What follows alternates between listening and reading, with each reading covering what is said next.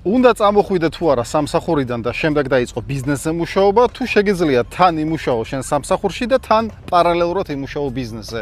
მე ჩემს აზრს დავაფიქსირებ აქ, შენ როგორც გინდა ისე მოიქეცი. ჩემი აზრით, მთელი ენერგია და დრო უნდა ჩადო ბიზნესში. კი, მესმის შეიძლება შენ ძალიან დიდი ვალდებულებები გქონდეს, მესმის რომ შეიძლება ოჯახი უნდა გადაარჩინო შენი ხელფასით, მაგრამ ვინ გითხრა რომ რისკის garaში რაღაცა გამოვა. ეს ჩემი პოზიციაა, შენ როგორც გინდა ისე მოიქეცი, მაგალითად მე კიდე კარგ დროს წამოვედი სამსახურიდან, მაშინ ვიყავი 24 წლის, მქონდა რაღაც დანაზოგი და ეგრევე წავედი ბიზნესში. ვიცოდი რომ პირველი 3 თვე მე არანაირი შემოსავალი არ მექნებოდა, ამისთვის თანხა ცალკე მქონდა გადადებული და რამდენჯერაც ვცდილობდი ესე არ მექნა, ანუ თან პარალელურად მემუშავა 9-დან 5-მდე სამსახურში, თან ბიზნესისთვის მიმეხედა, იმდენჯერვე გამიცრუდა იმედები და ენერგიის და დროის დახარჯვის გარდა სხვა შედეგამდე ვერ მივდიოდი. შენ შეიძლება ძალიან განათლებული იყო, ძალიან ჭკვიანი, ანალიზის ზეუნარი გქონდეს, მაგრამ თუ შენ არ რისკავ, შენ ცხოვრებაში ძალიან პატარა იმის შანსი რომ რამე შეიცვალოს.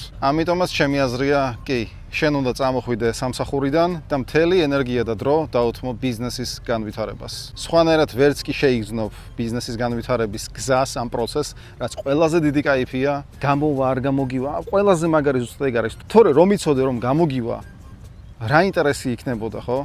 და რომ გამოგივიდეს, წარმოიდგინე რა მაგრათი кайფებ. და ცხოვრების ბოლოს მარტო ამას ინანებ, რომ არ დაიწყე. თორე რომ დაიწყე და არ გამოგივიდა, ამას არასდროს არ ინანებ. და რომ იცოდე ბიზნესი არ გამოგდის მაშინ, როდესაც კლიენტები არ ყავს. კლიენტები დღეს არიან სოციალურ ქსელებში. და იმისთვის რომ სოციალურ ქსელებიდან მოიზიდო კლიენტები, უნდა დაიწყო გამყიდველი ვიდეოების შექმნა. თუ გსურს შენი ბიზნესისთვის შექმნა გამყიდველი ვიდეოები, რომელიც მოიზიდავს მხოლოდ მიზნობრივ კლიენტებს, მომწერე პირადში და გავისაუბროთ.